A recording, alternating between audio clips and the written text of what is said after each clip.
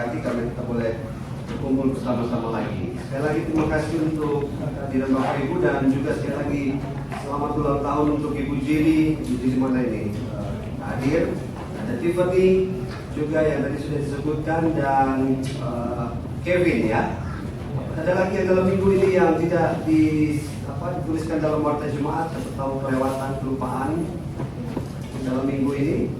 Nah ya, semua sudah kita doakan bersama-sama. Baik, Bapak Ibu dan Saudara yang dikasih dalam Tuhan, hari ini kita membaca satu teks yang secara penafsiran memang ada banyak perdebatan di dalamnya. Tetapi ada satu hal yang menarik, bahwa ini bukanlah dikatakan sebagai sebuah realita, tetapi sebuah gambaran, metafor tentang kejahatan daripada Israel pada waktu itu. Sehingga dikatakan bahwa dia seperti seorang perempuan yang bersundal, artinya perempuan yang meninggalkan suaminya dan pergi untuk mencari laki-laki yang lain. Digambarkan seperti gambaran umat yang meninggalkan Allah. Jadi Hosea dalam cerita tadi dikatakan dalam metafor itu menggambarkan tentang Israel yang tidak setia kepada Allah. Nah, saudara, hari ini sebenarnya saya dalam mengantar teks Hosea pasal 1 ayat 2 sampai 10 ini, saya menjadi teringat kembali tentang kata-kata Immanuel. Jadi saya kira kita sangat familiar dengan kata ini kan, karena ini adalah nama gereja kita, Immanuel. Setiap saat kita mengatakan Immanuel, bahkan ada Bu Immanuel di sini ya, Immanuel Lalono. Allah beserta dengan kita. Saudara, kalau saudara cek di dalam Alkitab, ternyata kata ini tidak banyak dibanding dengan kata kasih, kata apalagi penebusan, kata yang lainnya. Saudara tahu bahwa kata Immanuel ini hanya disebutkan 3 kali di dalam Alkitab. Dia disebutkan hanya 3 kali, yaitu di dalam, saudara boleh cek di Yesaya 7 ayat 14, Yesaya 8 ayat 8, dan yang paling terkenal saya kira Matius 1 ayat 23 ya, bagaimana Kristus disebut Immanuel. Jadi saudara perhatikan bahwa kata Immanuel secara kuantitatif memang hanya disebutkan sangat-sangat sedikit, hanya 3 kali. Kata Immanuel memang hanya digunakan hanya 3 kali di dalam Alkitab. Tapi saya mau mengatakan kepada Bapak Ibu dan Saudara bahwa tetapi makna dari Immanuel ini melingkupi hampir seluruh isi dari Alkitab itu sendiri. Karena saudara baca dari Kejadian sampai dengan Wahyu, kehadiran Allah itu sangat dipentingkan, sangat diutamakan di dalam kehidupan umat. Jadi semua isi dari Alkitab itu seolah-olah menggambarkan tentang Immanuel, Allah beserta kita. Jadi meskipun dia hanya 3 kali, tetapi disebutkan, tetapi justru pemaknaannya, pemahamannya hampir mencakup keseluruhan dari isi Alkitab itu. Ketika Allah beserta dengan kita, maka kehidupan manusia, pribadi atau kelompok adalah kehidupan yang diberkati Tuhan. Jadi kalau saudara baca Alkitab dari Kejadian sampai Wahyu, isinya cuma itu. Kalau Allah beserta dengan kita, Immanuel, maka kehidupan pribadi akan diberkati oleh Tuhan, bahkan kehidupan bergereja, berkelompok dan sebagainya. Ketika Allah hadir, damai sejahtera itu ada bersama-sama dengan kita. Soalannya adalah, bagaimana kalau Allah tidak hadir? Kalau Allah hadir, damai sejahtera ada, sukacita ada dan sebagainya. Tapi kalau Allah tidak hadir, bagaimana? Saya kira Bapak Ibu sudah tahu jawabannya. Yang pasti ketika Allah tidak hadir dalam kehidupan kita, maka sebenarnya ini saya menganggapnya demikian. Saudara bisa tahu jawabannya, bahwa kalau Allah tidak hadir, tidak ada damai sejahtera dan seterusnya dan seterusnya. Tapi saya mau mengatakan kepada Bapak Ibu bahwa yang pasti ketika Allah tidak hadir dalam kehidupan kita, maka sebenarnya kita telah menempatkan diri kita sebagai yang utama dalam kehidupan ini. Kita menjadi segala-galanya dalam hidup ini. Urusan damai sejahtera, urusan sukacita dan seterusnya, oke. Tetapi yang menarik adalah bahwa kalau Allah tidak menjadi atau tidak hadir dalam kehidupan kita sebagai yang utama, sebenarnya kita sudah menggantikan diri kita sebagai yang utama daripada Allah. Itu konsekuensi yang paling besar. Damai sejahtera, karena relatif. Orang bilang, saya bisa sukacita kok. Banyak orang yang tidak percaya pada Allah bilang, enggak, saya tidak percaya pada Allah, tapi saya bisa sukacita, dan sebagainya, dan seterusnya. Tapi saya mau mengatakan justru pada saat itulah ketika Allah tidak hadir atau tidak menjadi yang utama, sebenarnya kita sudah menggantikan peran Allah itu menjadi diri kita yang utama. Jadi ini persoalannya, ini problemnya. Jadi kesimpulannya adalah ketika Allah tidak menjadi segala-galanya dalam kehadiran bersama dengan kita, maka kita telah menempatkan diri kita menggantikan Allah. Dan dengan demikian kita menerima konsekuensi dalam kehidupan kita. Apa konsekuensinya? Konsekuensinya itulah yang kita baca di dalam Hosea pasal 1 ayat 2 sampai 10. Umat tidak lagi menempatkan Immanuel dalam kehidupan mereka, maka Allah mencela mereka dengan mengatakan sebagai umat yang telah bersunat. Jadi dikatakan Allah atau Immanuel itu, Allah Immanuel itu tidak lagi ada dalam kehidupan umat, sehingga Allah mencela mereka seperti orang yang bersundal. Apa yang dihasilkan? Dan yang dihasilkan adalah 3 anak. Sebuah gambaran tentang metafor tentang akibat dari Immanuel itu tidak ada beserta dengan kita. Ada 3 anaknya yang dihasilkan, yaitu yang pertama bernama Yisrael, yang kedua bernama Lo-Ruhama, dan yang ketiga bernama Lo-Am. Yisrael itu artinya sebenarnya sangat bagus, Allah yang menabur, Allah yang menabur sesuatu, yang memberikan sesuatu. Tapi dalam gambaran ini ternyata yang ditabur oleh seorang anak yang dikandung dari Gomer itu adalah Yisrael. Itu dia bukan menabur kebaikan, tapi dikatakan dia menabur darah. Dia menumpahkan darah di antara peperangan di lembah-lembah Israel.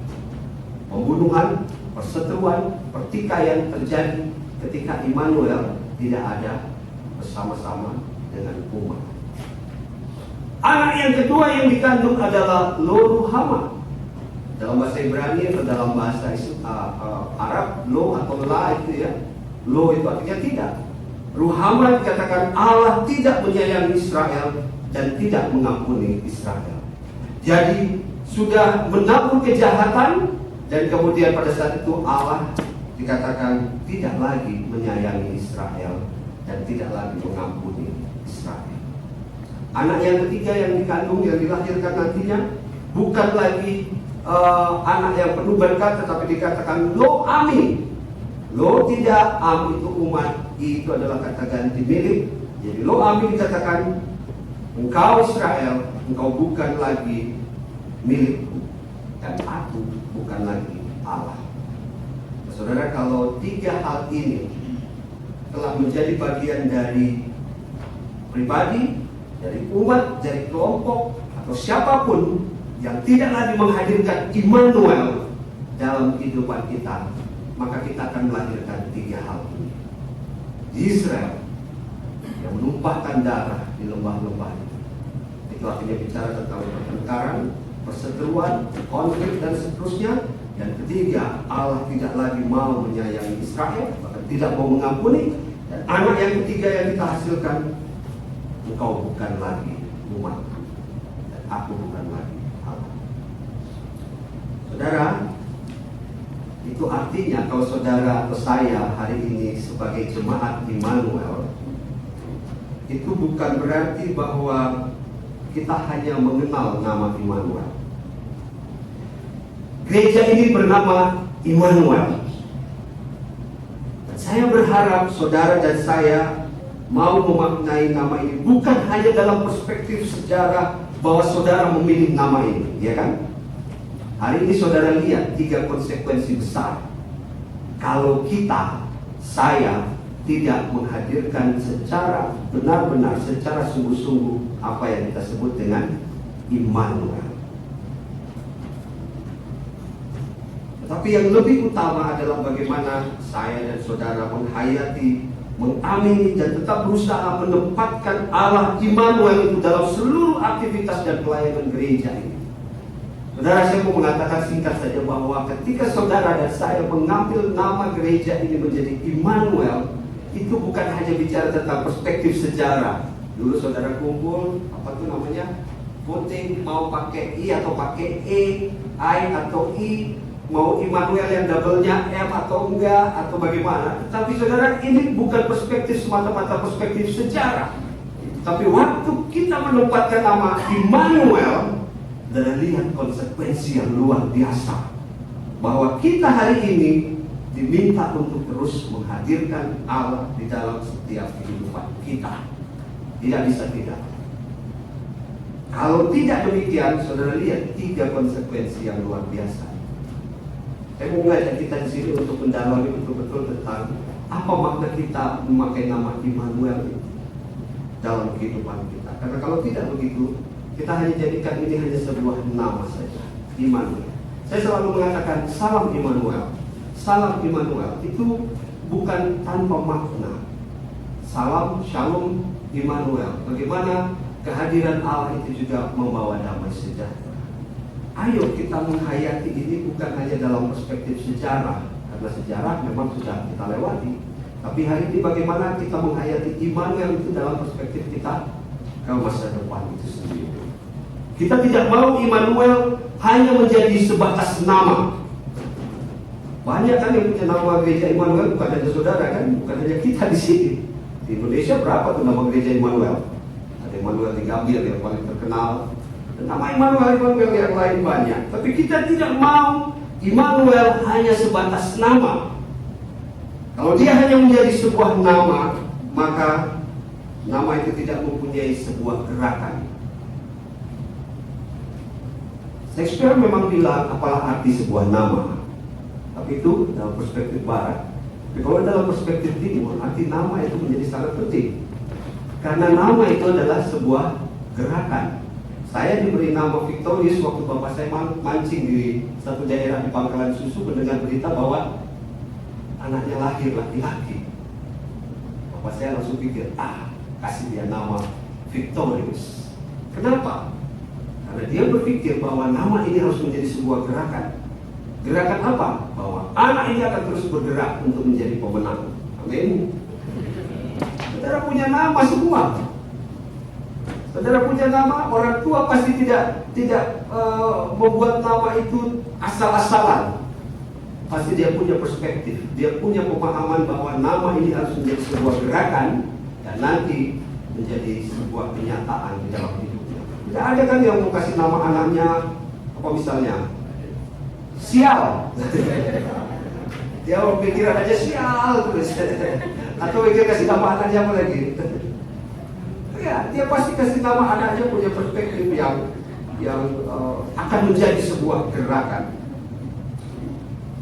Kalau kita memahami bahwa nama itu sebenarnya menunjukkan identitas, jadi saya langsung menunjukkan identitas saya. Saudara pasti langsung menunjukkan nama saudara menunjukkan identitas saudara. Maka nama Immanuel hari ini ada di sini, semua kita yang ada di sini, kita harus menunjukkan identitas kita yang selalu menempatkan kehadiran Allah di jemaat ini. Karena kalau tidak begitu, maka sia-sialah apa yang sejarah lakukan bagi kita. Saudara mengharapkan nama Immanuel dengan harapan bahwa Allah hadir di tengah-tengah kita. Allah senantiasa ada di tempat kita. Nah, pertanyaannya tentu adalah bagaimana Pak Pendeta kita tahu bahwa kita sungguh-sungguh menempatkan Allah di dalam kehidupan kita. Mungkin ini pertanyaan yang reflektif, bukan hanya untuk gereja ini, tapi bagi kita semua saat ini secara pribadi.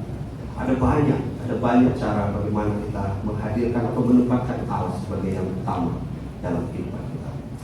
Kemarin saya menemani Brigita dan Ibu Pendeta untuk menjadi volunteer di BBS bersama-sama dengan artis. Ada hal yang menarik. Sebenarnya ada satu video, tapi rupanya saya yang kesulitan untuk ini. Oh, tapi videonya ada. Oke, terima kasih Pak Argen. Kita akan coba lihat satu aktivitas yang ada di BBS pada hari terakhir atau hari kedua sebelum hari terakhir ini kelihatannya.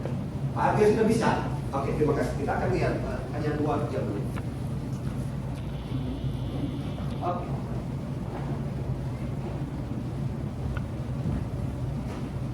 Oh. Ada video yang lain?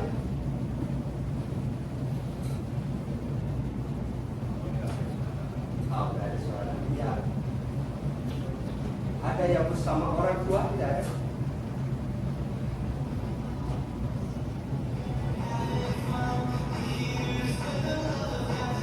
Kelihatannya bukan ini ya. Kelihatannya bukan. Ini bukan dia. Ada yang lain? Tidak ada. Oke.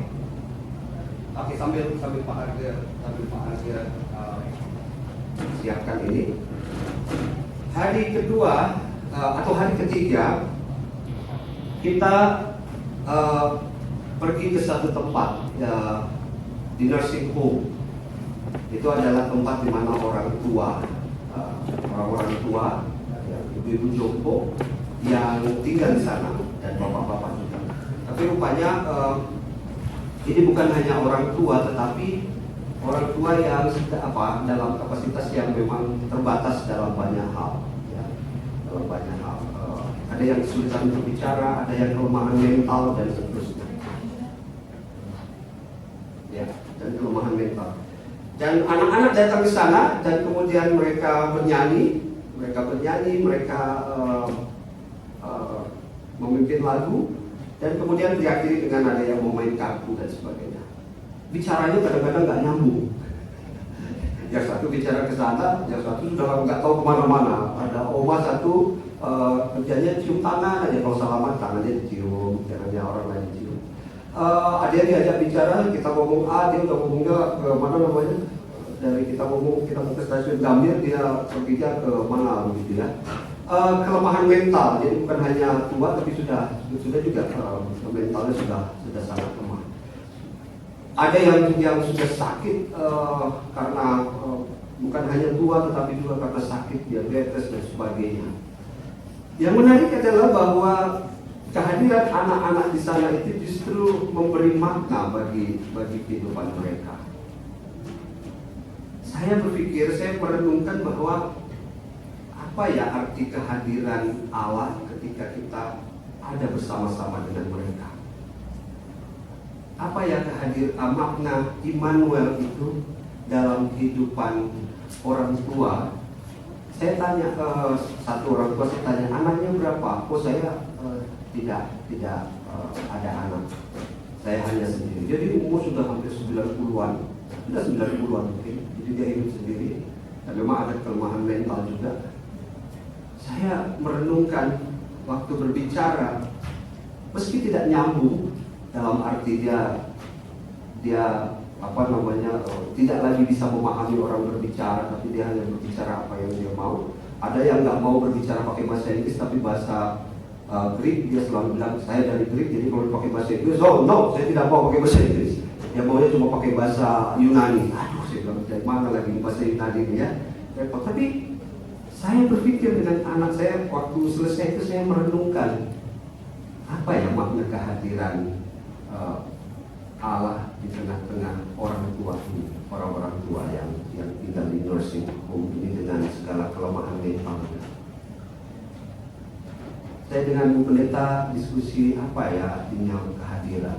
Ternyata yang dimaksud kehadiran di sini adalah bagaimana kita bisa ada di tengah-tengah mereka, berbelas kasih dengan mereka, hadir di tengah-tengah mereka, mengkomunikasikan nilai-nilai apapun yang mesti secara rasional kita nggak itu ya, merasa bahwa kayaknya kok sia-sia sekali kita bicara dengan mereka.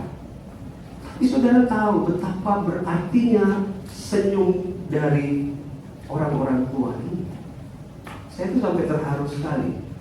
Susternya saya tanya, ada berapa orang, banyak nggak orang yang datang? Oh, selama musim summer ini banyak sekali.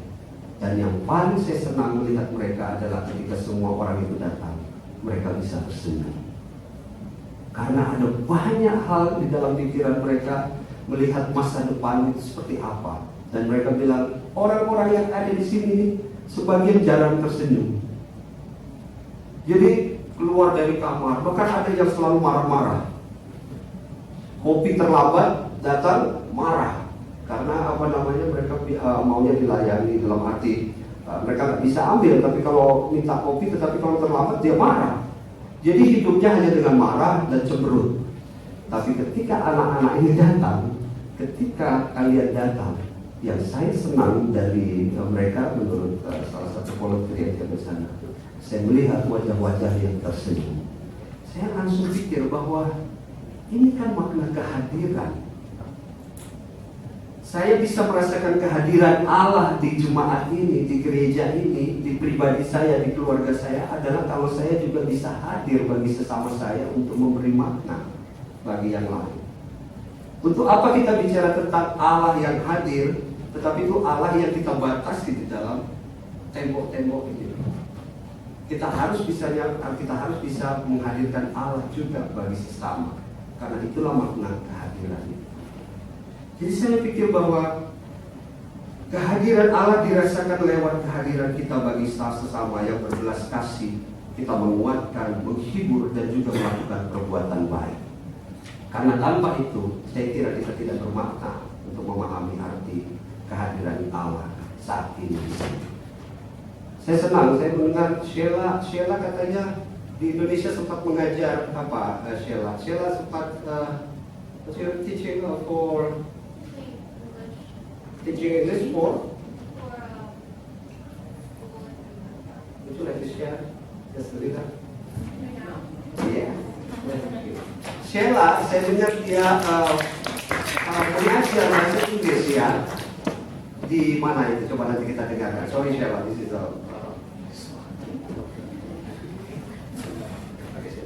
share.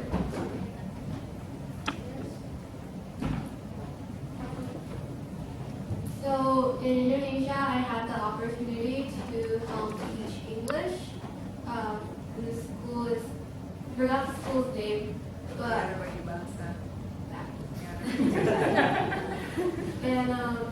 and it's actually not a public school. It's an organization that started it. The founders of the organization were actually two doctors, and at first they had a rehab center, but then they realized that instead of helping people after they got sick, they should help people starting when they're little, so that they don't go the wrong path. And for the school, the students come from families where it's very hard to make a living. So the school to run it by donations, and what happens is every single morning starting at 7:30 before school starts, we have an assembly, and during the assembly we have praise and worship, devotion, and the morning prayer. And so it was really interesting to see, because where the school is in Pluit, and in Pluit there's a lot of Chinese Indo, and so a lot of the students were actually Buddhists, or they couldn't speak Indonesian at all. And it was really interesting to see the K3, K4, and K5 students who didn't understand the praise and worship lyrics, but they would still raise their hands and rejoice, and that was really touching. And hearing their voice praise the Lord was also really touching. And even during class hours, you can still see even though they have hard times, that they still believe in God and they can still do the things.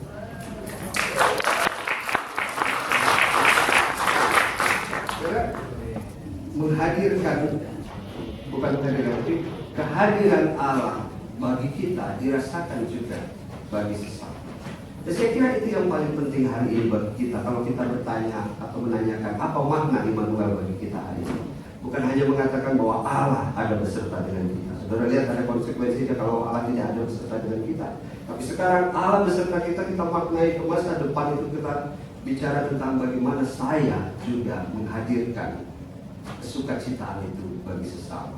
Apa yang Sheila lakukan, apa yang kita lakukan ke depan ini juga akan menunjukkan bagaimana kita mau bersama-sama dengan Allah di dalam kehidupan kita. Apa ini bisa? Oke, kita coba lihat.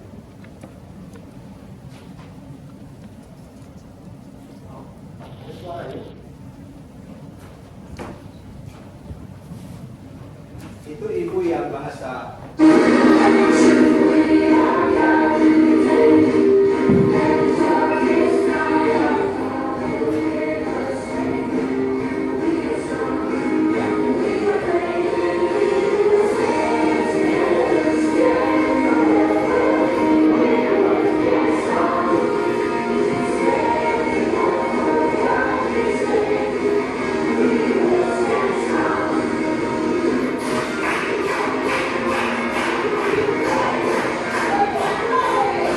ibu yang selalu kalau salaman selalu cium tangan, karena kita selalu bertahan dan harus dicium.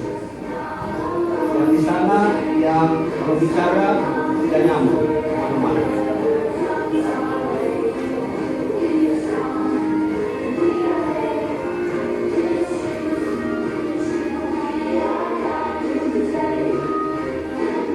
Ibu yang orang India untuk mengalami kelemahan mental, yang bapak di sana itu Down syndrome.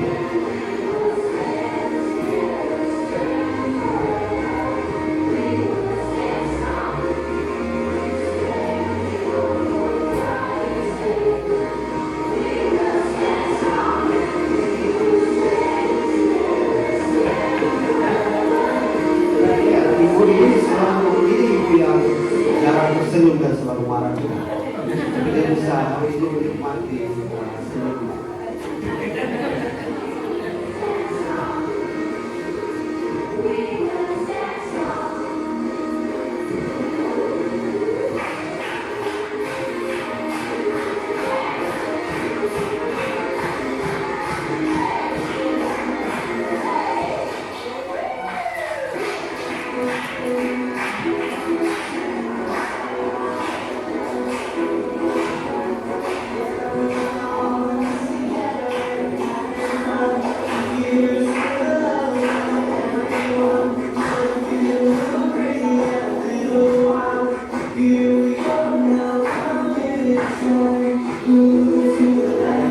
Bapak dimarahin karena kopi.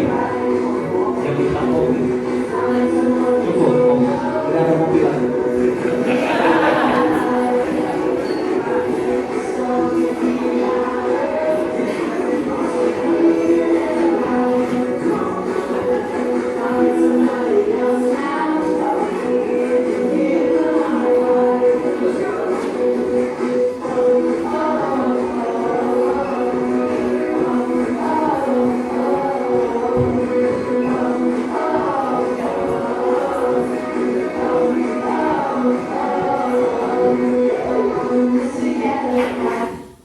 Oke.